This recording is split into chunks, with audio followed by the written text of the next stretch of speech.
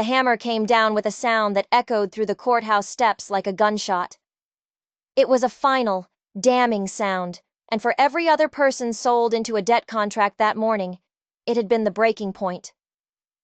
They had begged, they had wept, they had collapsed in heaps of despair on the dirty stone. But not Zuri. She stood perfectly still.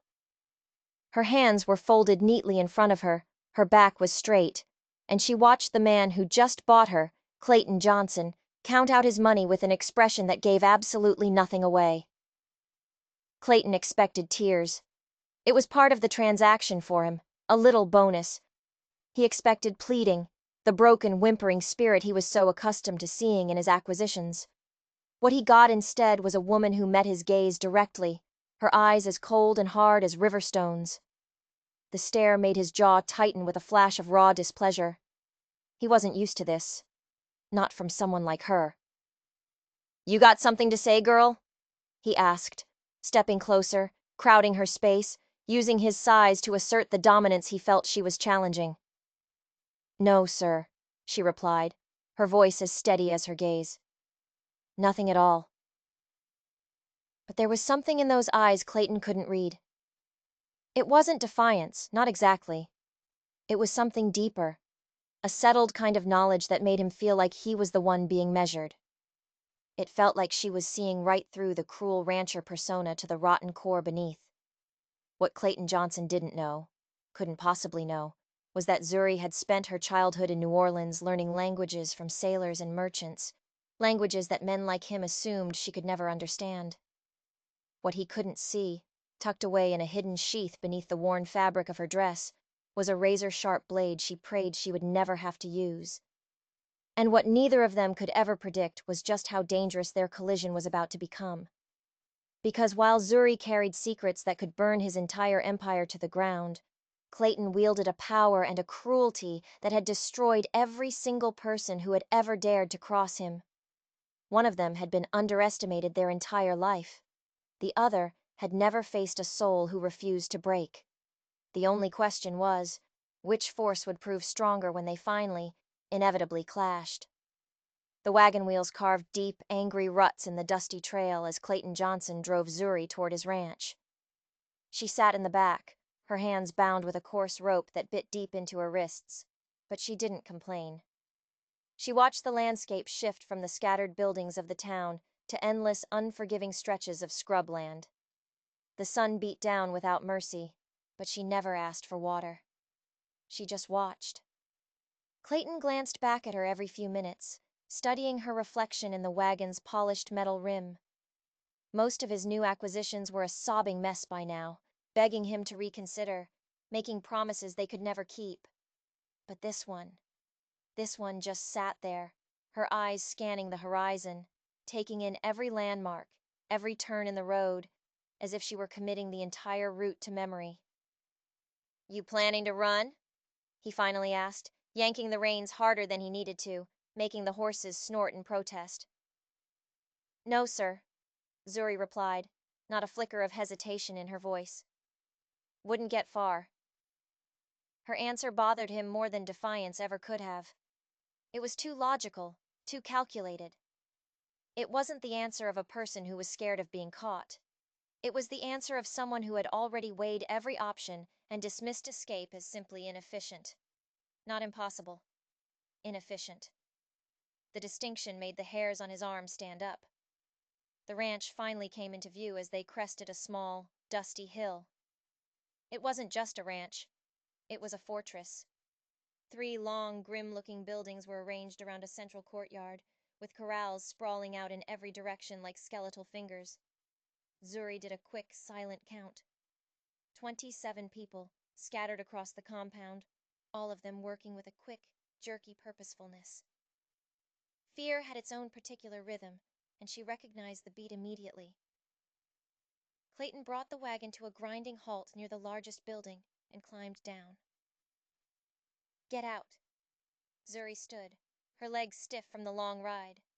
As her feet touched the parched earth, she felt it. Dozens of eyes on her. The other workers had stopped what they were doing to stare. Their faces all held the same bleak expression she'd seen at countless auction houses. A grim mixture of sympathy for the newcomer and profound relief that it was someone else, and not them, who had drawn Clayton's direct attention. "Listen careful," Clayton said, his hand clamping down on her shoulder, his fingers digging in hard enough to leave deep bruises. "You belong to me now. You eat when I say. You sleep where I tell you. And you work until I'm satisfied. You step out of line just once, and you'll wish you'd never been born." Zuri met his eyes, that same unnerving direct stare. "I understand." Her stillness only seemed to make him angrier. He leaned closer, his breath hot and sour against her face. "Do you? Because I got 3 ranches spread across this territory, and workers who don't follow my orders, they tend to disappear somewhere between them. Accidents happen all the time out here." The threat hung in the air, thick and suffocating like smoke from a distant fire. Zuri felt the solid weight of the blade hidden in her dress, a cold comfort against her skin, but her expression never wavered. "Where would you like me to start working, sir?" she asked, her voice perfectly level. Clayton stared at her for a long, hard moment, searching for the crack in her composure, the flicker of fear he so desperately needed to see. It never came. Finally, with a grunt of frustration, he released her shoulder and pointed a thumb toward a small, dilapidated building at the far edge of the compound. "Quarters are over there. Work starts before dawn." He turned to stalk away, then stopped and looked back over his shoulder. "And girl, don't make me regret buying you." As Zuri watched him disappear into the imposing main house, a single thought echoed in her mind. Clayton Johnson had no idea how much he was going to regret it. The quarters building smelled of sweat, fear, and a deep, settled resignation that was worse than either. 12 narrow, splintered bunks were crammed against the walls with barely enough space between them for a person to stand sideways. Zuri counted 11 other occupants, 8 men, 2 women, and 1 boy who couldn't have been more than 15. They all looked up as she entered, their faces etched with the hollow, weary expression of people who had long since learned that hope was a dangerous luxury. "New meat," muttered one of the men, a grizzled old-timer with hands like scarred leather. "Clayton's been busy this month." A Mexican woman with kind, tired eyes approached Zuri cautiously. "Hablas español?" she whispered. Zuri shook her head, forcing her face to remain a blank mask, even though she understood every single word perfectly. It was a lie, but it was a necessary one. The woman's shoulders sagged with disappointment.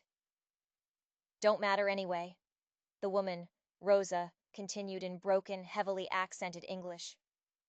"He don't like us talking. Not in any language he can't understand." "How long have you been here?" Zuri asked, her voice low, as she settled onto the only empty bunk, the wood groaning under her weight. 2 years, Rosa replied, her voice dropping even lower. "Debt keeps growing. Clayton says we eat too much, use too many supplies. The number, it never goes down." The scarred man let out a bitter, humorless laugh. "The number ain't supposed to go down, girl. That's the whole point. We work until we die, or until we can't work no more.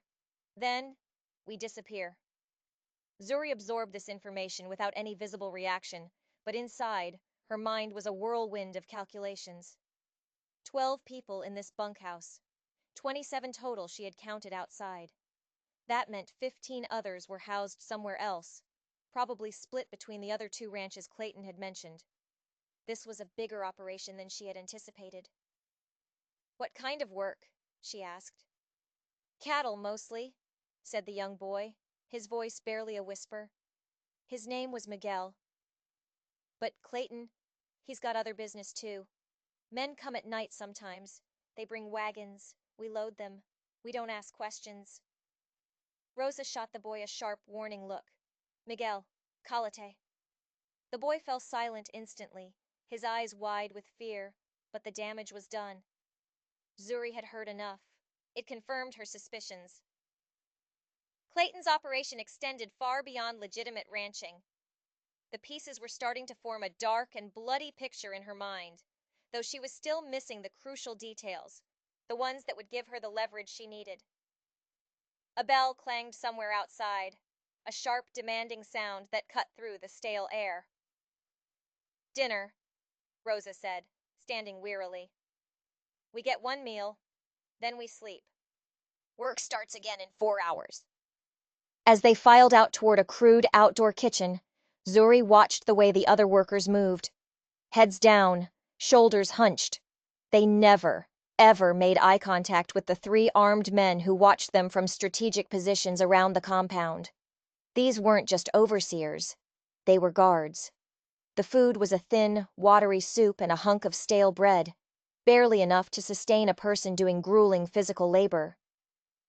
Zuri ate slowly, methodically, her ears open, listening to the fragments of conversation floating around her.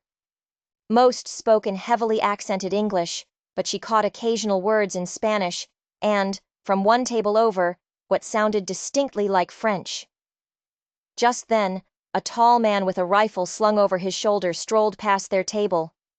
One of the workers at the next table, who had been speaking in rapid-fire Spanish, immediately switched to broken English mid-sentence. The guard smirked with satisfaction and continued his patrol. But it was too late. Zuri had heard enough. Just a few words in Spanish, but they were enough to make her blood run cold. Tomorrow night. Clayton was expecting visitors. Important visitors. And whatever was going to happen was going to change everything for everyone on this god-forsaken ranch. The scream tore through the dead of night like a knife, jolting Zuri from a restless, shallow sleep. She shot up on her narrow bunk, her heart hammering against her ribs, listening as the sound came again. It was high-pitched, desperate, and it was coming from the direction of the main house. Around her, the other workers stirred, murmuring uneasily, but no one made a move to investigate. They knew better. "Clayton's daughter," Rosa whispered from the bunk next to hers, her voice a ghost in the darkness. "She gets the fever sometimes. Been sick for months now." Another piercing scream echoed across the compound, followed by the sound of Clayton's voice, raised in a raw, angry shout. Through the thin walls of the bunkhouse, Zuri could hear him yelling at someone, his words sharp with a terrifying mix of frustration and raw fear. "Doctor comes from town sometimes," Miguel added from his bunk, his voice trembling slightly. "But he don't help much. Says there ain't nothing more he can do." Zuri lay back down, but her mind was wide awake, working furiously. She had spent years at her grandmother's side, a woman who had birthed half the children in their Louisiana parish and healed the other half when they fell sick. The knowledge was still there, tucked away in her memory, a collection of well-organized tools waiting for the precise moment to be used. This could be it. This could be the opening she needed. The crying and shouting continued for another hour before finally subsiding into exhausted, heartbroken whimpers. When dawn broke, gray and cold over the ranch, Clayton emerged from the main house. He looked like a man who had aged a decade overnight. His clothes were rumpled, his hair was a mess, and his eyes held the wild, cornered look of someone being pushed to the very edge of desperation. He stalked through the compound like a phantom, barking orders with an unusual viciousness. He struck one worker across the face for moving too slowly, kicked another for simply looking in his direction. The guards watched him nervously, their hands tight on their rifles, as their boss's temper spiraled beyond his normal cruelty into something far more volatile and dangerous. At midday, a wagon rattled up the path. A thin, grim-faced man in a black suit hurried into the main house carrying a medical bag. He emerged 20 minutes later, shaking his head slowly, speaking in low, hushed tones with Clayton near the front steps. Zuri positioned herself just close enough to overhear, pretending to repair a broken fence post, her hands working while her ears strained to catch every word. "The temperature is far too high," the doctor was saying, his voice full of weary finality. "The infection has spread throughout her system. I can give her laudanum for the pain. But beyond that?" He shrugged, a gesture of complete helplessness. Clayton grabbed the front of the doctor's shirt, his knuckles white. "There has to be something! More medicine! A specialist from back east! Anything!" "Mr. Johnson, I understand your desperation," the doctor said, his voice shaking. "But sometimes we must accept that certain battles cannot be won. Perhaps it would be better to focus on making her comfortable in her final days."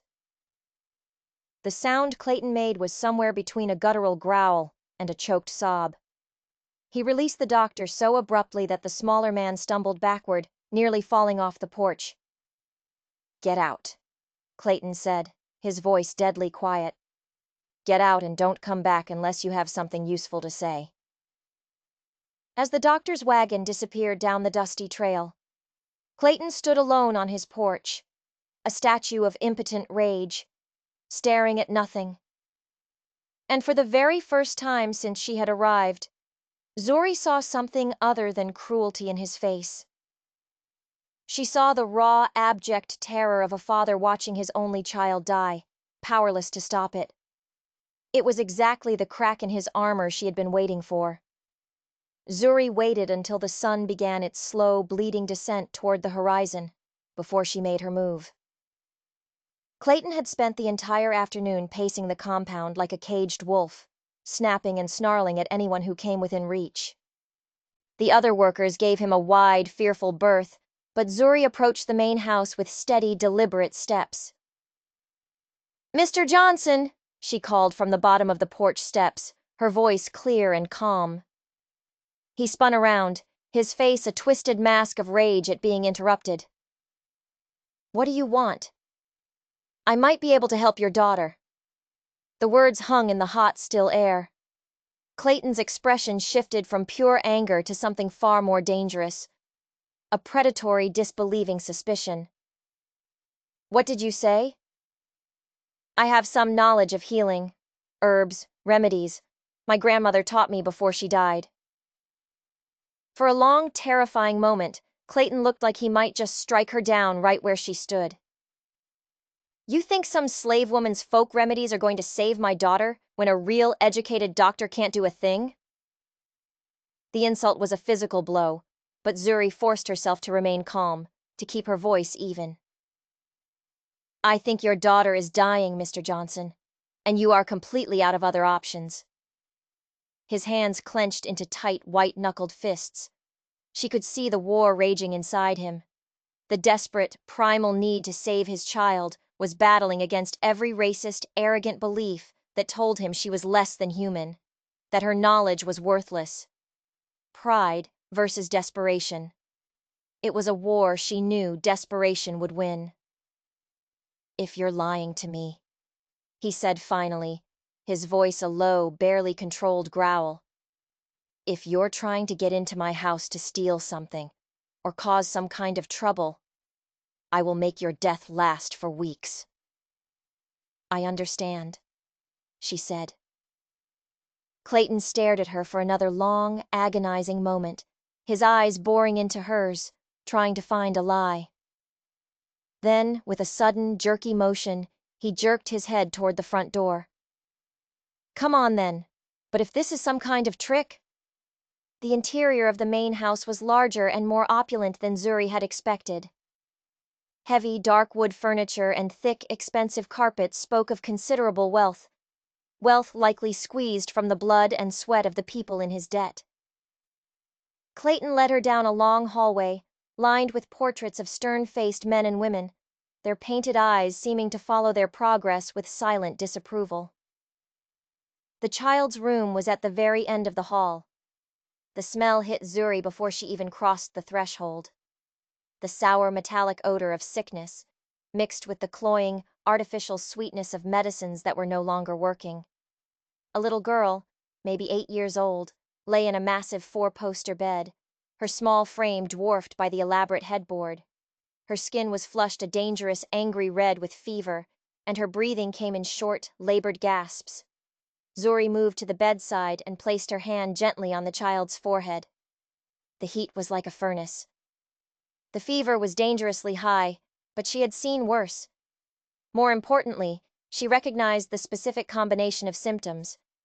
These were the same symptoms her grandmother had treated successfully dozens of times. "What's her name?" Zuri asked, her focus entirely on the girl. "Sarah," Clayton replied, his voice thick and rough with emotion. "Hello, Sarah," Zuri said softly to the unconscious child. "I'm going to help you feel better." She turned to Clayton, who was watching her every single movement with a hawk-like, distrustful intensity. "I need willow bark, and clean water, lots of it. Do you have any honey?" Clayton nodded, a stunned look on his face, and hurried from the room, leaving Zuri alone with his daughter. As she began to examine the child more closely, she heard voices drifting from somewhere else in the house. Two men, speaking in low, guttural tones, speaking in French. Her pulse quickened. She strained to listen, but the words were too muffled, too indistinct to make out clearly. But she knew. Her instincts screamed at her. These were the men Clayton was meeting tonight, the important visitors. When Clayton returned with the supplies, his eyes lingered on Zuri's face a moment longer than necessary. He was studying her, really looking at her for the first time, with an expression she couldn't quite identify. Something had shifted in the way he saw her, and a new, cold dread washed over her. Saving his daughter might solve one problem, but it was about to create a whole host of complications she hadn't anticipated. Zuri worked through the long, dark night, a silent, efficient shadow in the sick room. She applied cool, damp cloths to Sarah's burning forehead and administered small, precise doses of a tea made from willow bark and honey every few hours. The child's raging fever finally began to break just before the first gray light of dawn crept through the curtains. Her breathing deepened, becoming more even and regular. Clayton had refused to leave the room. He sat in a heavy chair in the corner, a shotgun resting across his lap, watching from the shadows as Zuri moved with a quiet, practiced confidence around his daughter's bed. "How did you know what to do?" he asked, his voice a rough whisper in the growing light. "My grandmother delivered babies and treated the sick for 40 years, Zuri answered without turning around. "She taught me that a fever is the body's way of fighting an infection. But sometimes, the body fights too hard. It needs help to find the right balance again." Clayton studied her face in the pale morning light. "Where did you learn to speak so well? Most of your kind can barely string a proper sentence together." The casual, unthinking racism in his tone made Zuri's jaw tighten, but she kept her voice perfectly level. "My family believed education was important, even for women." "Your family." Clayton's voice carried a heavy note of skepticism. "And where might they be now?" "Dead, mostly," she said, her voice flat, emotionless. She gently adjusted Sarah's blanket. "The ones who aren't dead are scattered. That's how I ended up in debt to begin with." It was a partial truth, just enough to satisfy him. He nodded slowly, seeming to accept the explanation. Just then, Sarah stirred. Her eyes fluttered open for the first time in days, and she called out weakly for water. As she looked at her father, something in Clayton's hard expression seemed to shatter completely. "Daddy?" Sarah whispered, her voice hoarse but clear. Clayton was at her bedside in an instant, his large, calloused hands gently taking her small one. "I'm here, sweetheart. I'm right here. How do you feel?" "Better," Sarah managed. Then her eyes drifted past her father, settling on Zuri. "Who is she?" "This is Zuri," Clayton said, his voice thick with an emotion Zuri had never thought him capable of. "She made you well again." Over the next 3 days, Sarah's recovery was nothing short of miraculous. Zuri remained in the main house, sleeping on a cot in a small room right next to Sarah's, constantly monitoring the child's condition and preparing the herbal treatments. Clayton insisted she take her meals in the main kitchen, rather than returning to the squalor of the workers' quarters. She noticed how the other house staff, a cook and a maid, now treated her with a new, fearful deference, following the obvious trust their master had placed in her. It was during these meals in the kitchen that she began to piece everything together. Clayton frequently entertained visitors in his study, a room positioned directly above the kitchen. The voices, especially when the men became animated or angry in their discussions, carried clearly through the floorboards. On the third evening, as Zuri was quietly cleaning the dinner dishes, she heard them. Familiar words, drifting down from above. French words. Her heart began to pound against her ribs. She froze, her hands still in the soapy water, and listened. It was Clayton's voice, mixing with two others she didn't recognize. Their conversation was growing more heated, more intense, by the minute. "The families near the river have too much money now," one voice said, his French crisp and aristocratic. "We must act quickly, before they become too powerful." Zuri's hand stilled completely. She strained to hear more. Clayton's response came through the ceiling, clear and cold. "We will, but we must be careful. Last week's fire drew too much attention from the territorial marshal." The pieces began falling into place with a horrifying, sickening clarity. The mysterious nighttime visitors. The workers who spoke of people just disappearing. The debt contracts that never, ever seemed to decrease. Clayton wasn't just running a ranch. He was orchestrating a massive criminal conspiracy. The French conversations continued nightly, and Zuri began to understand the full, terrifying scope of Clayton's operation. He and his powerful associates were systematically targeting prosperous, independent families all throughout the territory. They would burn their crops in the dead of night, poison their livestock, sabotage their wells. When the families became desperate enough, on the brink of ruin, Clayton would appear like a savior, offering loans at impossible predatory interest rates. When they inevitably defaulted, he would acquire their labor contracts at public auctions for pennies on the dollar, enslaving entire families and seizing their land. "The Rodriguez family," Clayton said one night during a particularly detailed discussion. "They will be next. Their land is perfect for our needs. The river access is key." Zuri memorized every word, every name, every planned attack. The information was a toxic weight in her mind. But as the days bled into one another, she became aware of a different, more immediate kind of danger developing within the four walls of the house itself. Clayton had begun watching her. It started subtly, his eyes lingering on her face a little too long during Sarah's treatments, his sudden presence in rooms where he had no business being. When she bent to tend the kitchen fire, she could feel his gaze on her, tracking the curve of her back. When she reached for supplies on the high shelves, his breathing seemed to grow heavier, closer. "You move differently than the others," he said one evening, cornering her in the narrow hallway outside Sarah's room.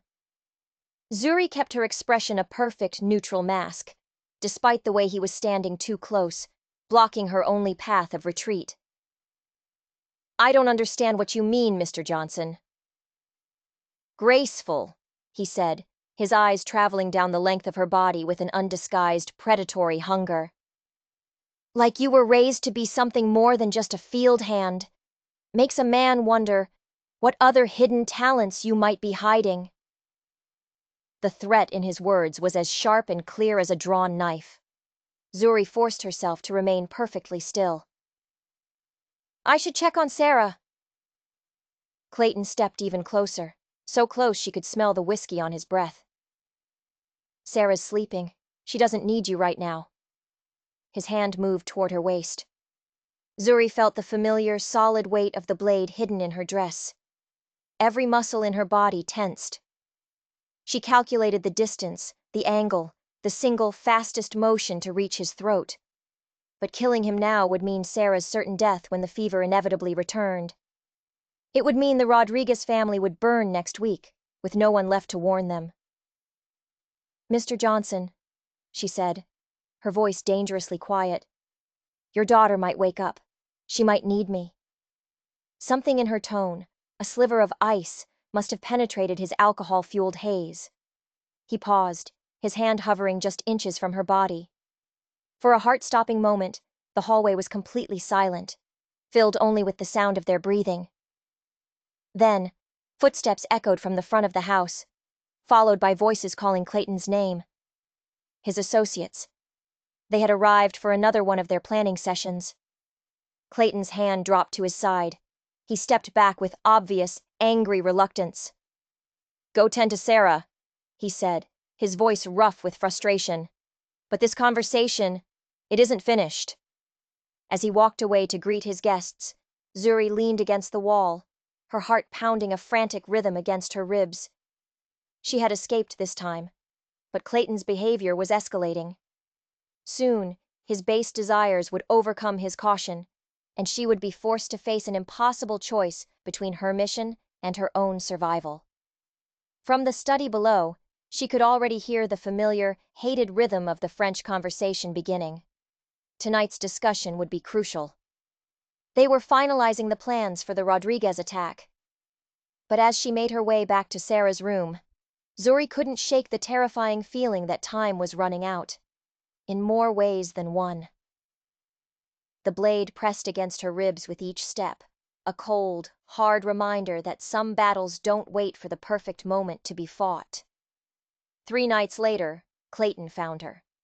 He found her alone in the kitchen, long after the rest of the house had gone quiet and dark. She was carefully grinding herbs, preparing Sarah's evening medicine, when his shadow fell across the doorway, a hulking silhouette that blocked her only exit.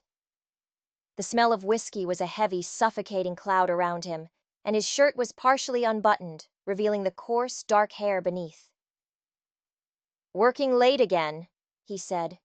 His words were slightly slurred, but his intent was crystal clear. Zuri continued grinding the herbs with steady, deliberate hands, though her pulse had quickened to a frantic beat. "Sarah needs her medicine prepared fresh. The fever might return if we're not careful." Clayton moved fully into the kitchen, closing the door behind him with a slow, deliberate click that echoed in the silence like a gunshot. "Sarah's been fine for days. You're avoiding me."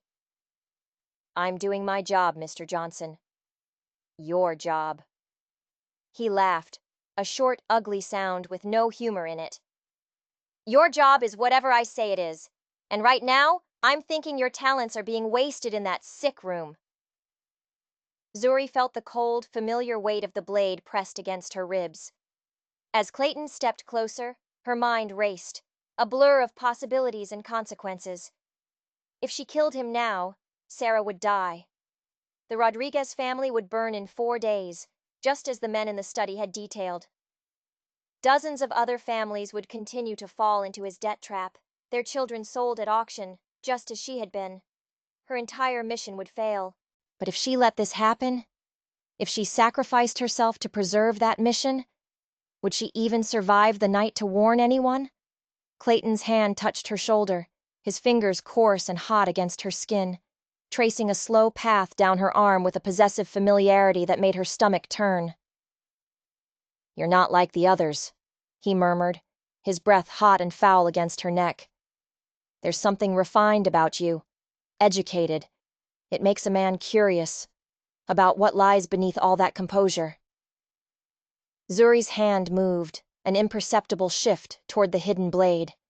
One quick, powerful thrust upward, between the ribs, into the heart. And Clayton Johnson would never hurt another living soul. The thought brought a dizzying rush of satisfaction, so intense it almost overwhelmed her caution. "Mr. Johnson," she said, her voice dangerously quiet. "This isn't appropriate." His hand slid to her waist, pulling her roughly against him. "Appropriate?" He pressed his body against her back, his cruel intention unmistakable. "I own you, girl. I can do whatever I damn well please with my property." The smooth handle of the blade was in her palm now, concealed by the folds of her dress. Clayton's breathing grew heavier, ragged, as his hands began to roam more boldly. All she had to do was turn in his arms, bring the knife up in one single, fluid motion, and end this nightmare forever. This was it. This was the moment. But then, just as she was about to act, Clayton suddenly stiffened and shoved her away. He stumbled back, his face twisting into a mask of pure, violent disgust. "Christ," he muttered, running a shaky hand through his hair. "What am I thinking? You're just a damn slave. Dark as the devil and twice as dangerous, probably." The same vile racial hatred that had driven him to buy her on that auction block had now, impossibly, saved her from his lust. Clayton backed toward the door, shaking his head as if he were waking from a bad dream. "Get back to your quarters," he ordered, his voice harsh with a sudden violent self-loathing.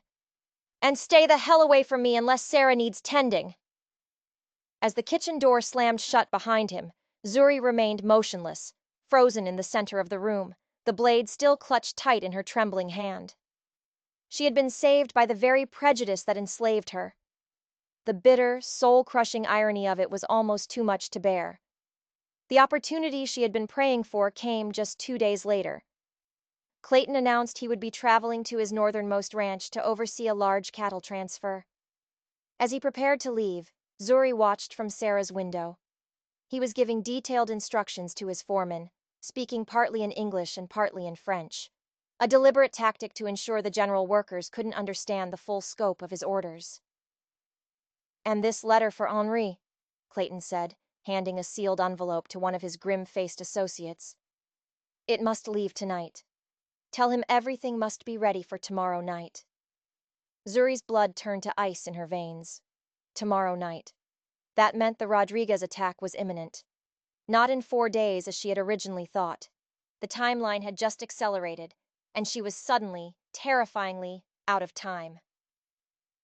After Clayton's wagon had disappeared down the long trail, Zuri made her move.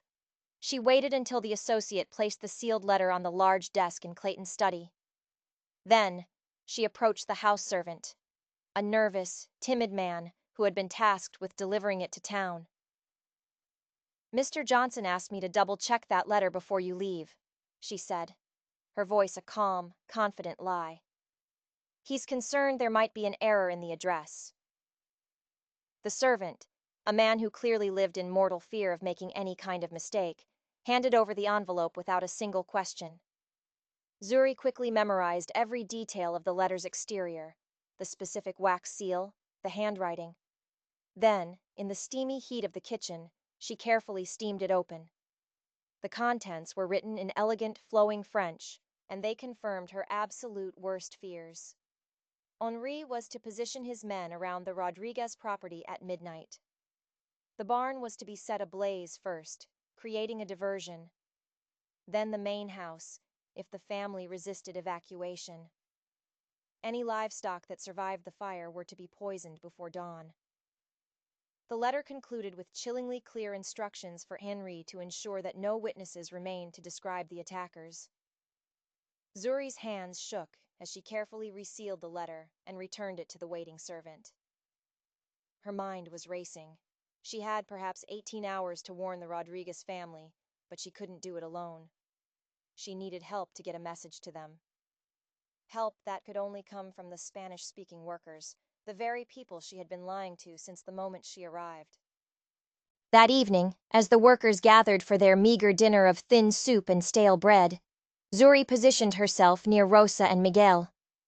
When the guards' attention was elsewhere, she leaned close to Rosa and whispered in perfect, fluent Spanish. "Necesito tu ayuda. La familia Rodriguez está en peligro. I need your help. The Rodriguez family is in danger." Rosa nearly dropped her tin bowl. Her eyes widened in utter shock at hearing Zuri speak her language so perfectly. Miguel looked back and forth between them, his face a mask of confusion, until Rosa quickly, urgently translated for him. "¿Cómo sabes esto?" Rosa asked, her voice a hushed, frantic whisper. "How do you know this?" "He estado escuchando las conversaciones de Clayton," Zuri replied quietly, her eyes scanning the compound for any sign of the guards. "I have been listening to Clayton's conversations. They are going to burn their ranch, tomorrow night." Over the next hour, speaking in careful, Clipped whispers and using Miguel as a lookout and messenger, they began to formulate a desperate plan.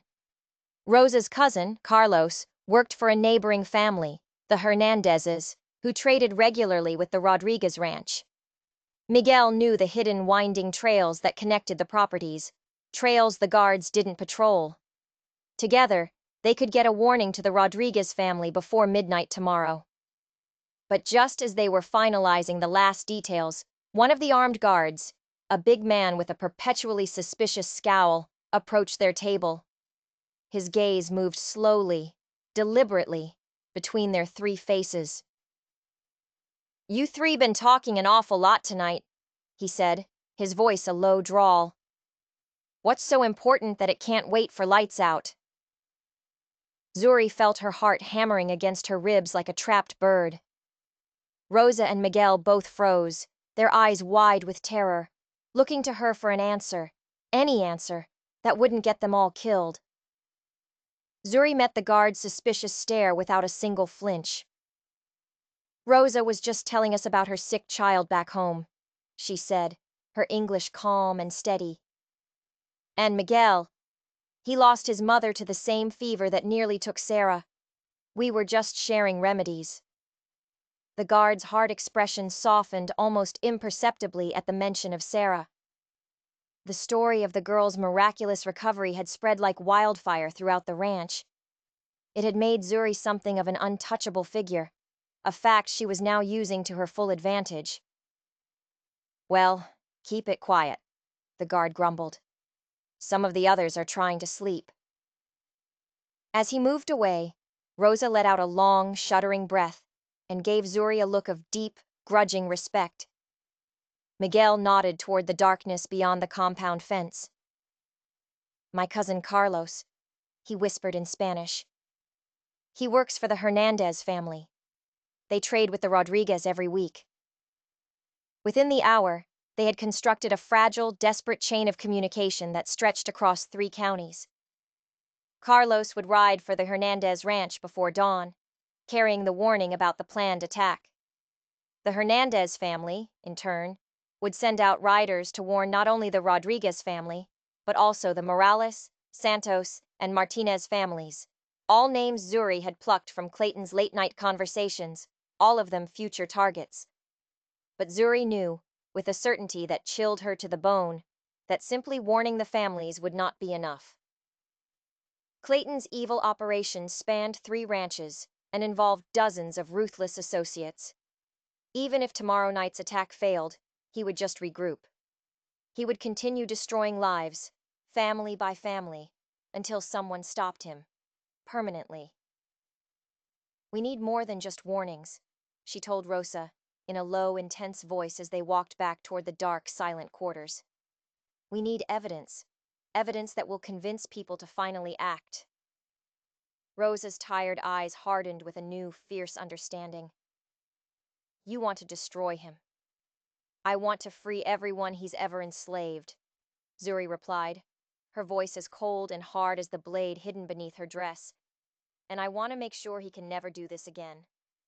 The next morning brought news that the plan was working far better than Zuri had ever dared to hope.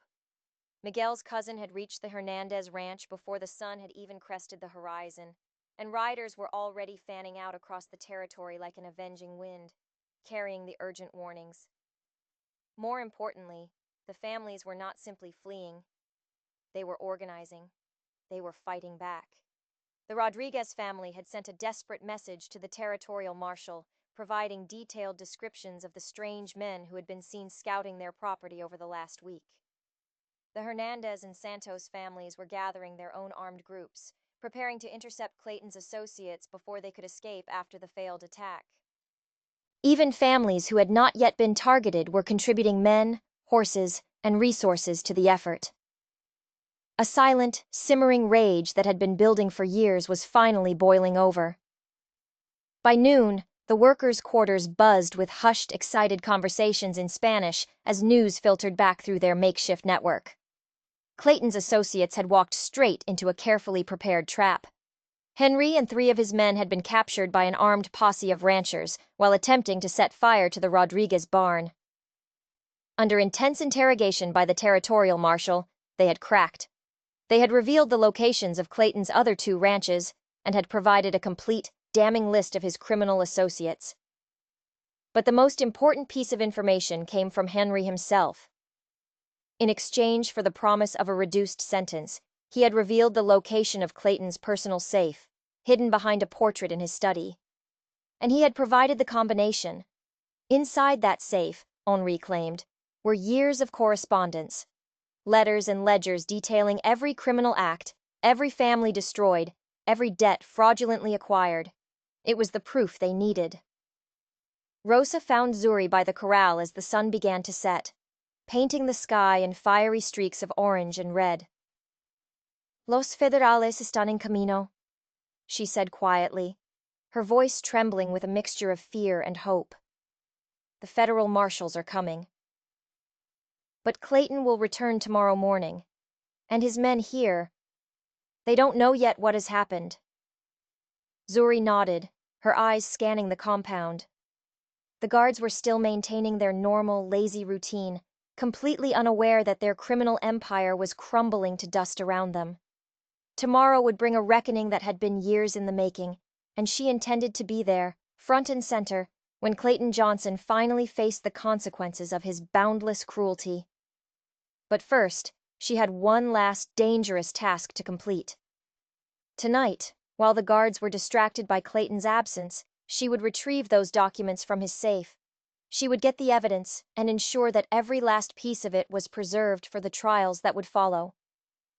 Clayton's wagon crested the final hill just as the sun reached its brutal midday peak.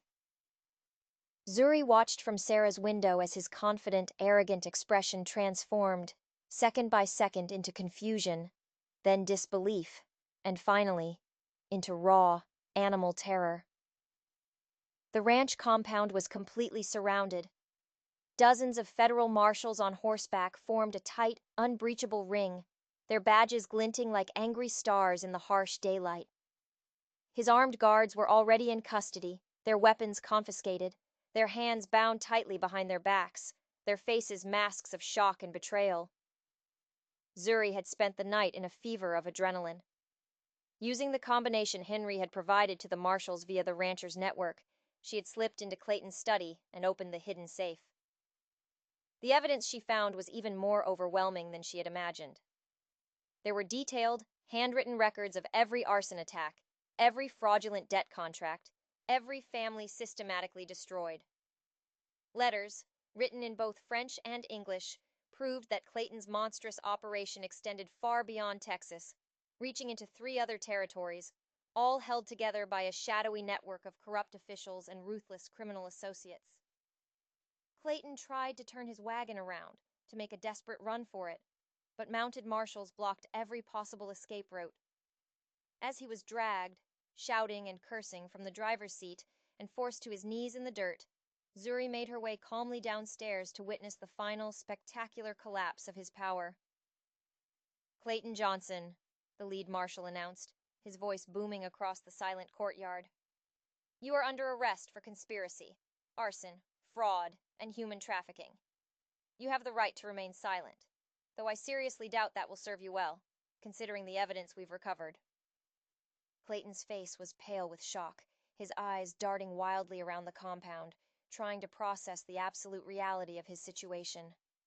When his frantic gaze finally found Zuri, standing calmly on the porch of the main house, his expression shifted to one of dawning, horrified comprehension. "You," he said, his voice barely a whisper. "You did this." "No," Zuri replied, her voice carrying clearly in the still air. "You did this to yourself. I just made sure everyone knew about it." The marshal holding Clayton looked from Zuri to his prisoner, a look of grim interest on his face. "This woman provided crucial intelligence about your entire operation, Johnson. Turns out, you never bothered to learn that your new housekeeper spoke fluent French. Every conversation you had with your associates, every plan you made, every family you targeted." She heard every last word, and she passed it along to people who could actually do something about it. Clayton struggled violently against the hands holding him, his face twisting into a mask of pure, impotent rage and disbelief. "She's just a slave, a piece of property. You can't take the word of a damn slave over a white man." "Actually," the marshal said with a look of grim satisfaction, "we're not taking anyone's word for anything. We have your own documents, Johnson, in your own handwriting, detailing everything. We have your associate Henry's full confession. We have sworn testimony from a dozen families you've destroyed. Your race doesn't make you immune to justice." As the marshals loaded the sputtering, defeated Clayton into a barred prison wagon, other federal agents began the process of freeing the workers from all three of the ranches. The debt contracts were declared null and void, the result of a vast criminal conspiracy rather than any legitimate financial obligation. Rosa wept openly as she was reunited with her two small children, who had been held at Clayton's northern ranch to ensure her compliance. Miguel found his sister among a group of hollow-eyed workers brought in from the eastern property, and they embraced, sobbing with a relief so profound it was painful to watch. Zuri remained on the porch as the joyous, chaotic celebration continued all around her. She watched Clayton's wagon disappear down the long, dusty trail, heading toward a territorial prison where he would await a trial whose outcome was already a certainty. The blade she had carried for so long, the one that had been a constant, heavy weight against her skin, suddenly felt lighter now. It was no longer a weapon of last resort desperation, but simply a tool she had, thankfully, never needed to use. Sarah appeared beside her, the child's health fully restored, her small face bright with a child's innocent curiosity about all the sudden activity. "What's happening, Zuri? Where is Daddy going?" Zuri knelt, bringing herself down to meet the child's eyes, choosing her words with the utmost care. "Your father made some very bad choices, Sarah. He hurt a lot of people. Now he has to go away and face the consequences for those choices." She gently brushed a strand of hair from the girl's face. "But you're safe now, and all the people he hurt, they're finally free." The territorial court would eventually sentence Clayton Johnson to 25 years in a federal prison. His 3 ranches and all his assets were seized and sold to compensate the many families he had systematically destroyed.